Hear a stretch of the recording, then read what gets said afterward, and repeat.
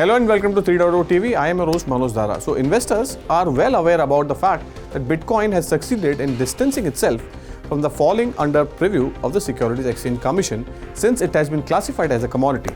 However, investors are wondering as to why SEC approval is necessary for a product which is derived from Bitcoin, an asset categorized as a commodity, and its ETF as security.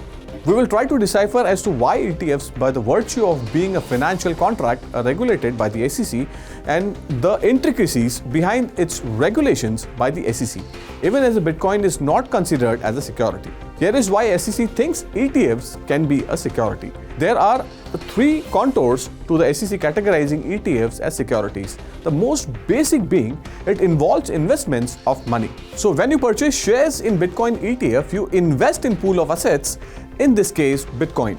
You may not be buying Bitcoin directly, but your investments in funds result in creating an exposure into the Bitcoin. This means you are contributing to a common pool or a common enterprise, in this case the ETF fund.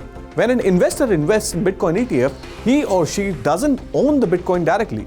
Instead, the ETF creates a position in futures contracts based on the Bitcoin, while the investors own shares in that ETF.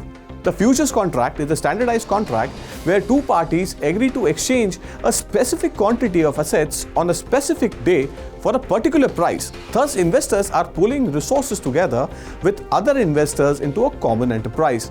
The pooling of funds is done with the expectations of a profit, of course. So the basic idea of an investor to buy a share of a Bitcoin ETF is to earn money. That's what the intention is. Hence, there is an expectation of making a profit, and that's how the products are designed.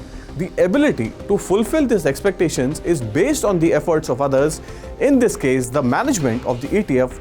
It depends upon who is managing the ETF, who safeguards the Bitcoin and tracks its price. The above three conditions, according to SEC, qualifies a Bitcoin ETF as an investment contract, which in turn is categorized or which is put under the category of securities.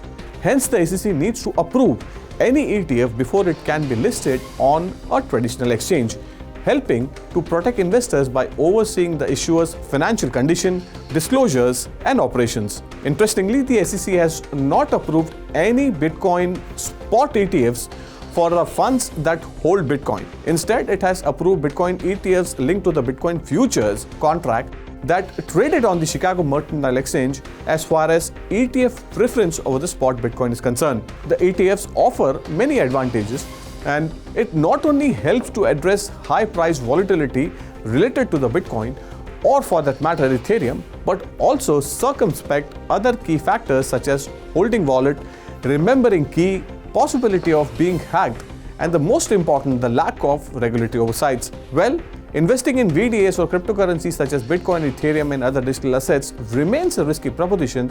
Buying ETFs can be a viable option to tackle the related issues. That's all there is in this special segment.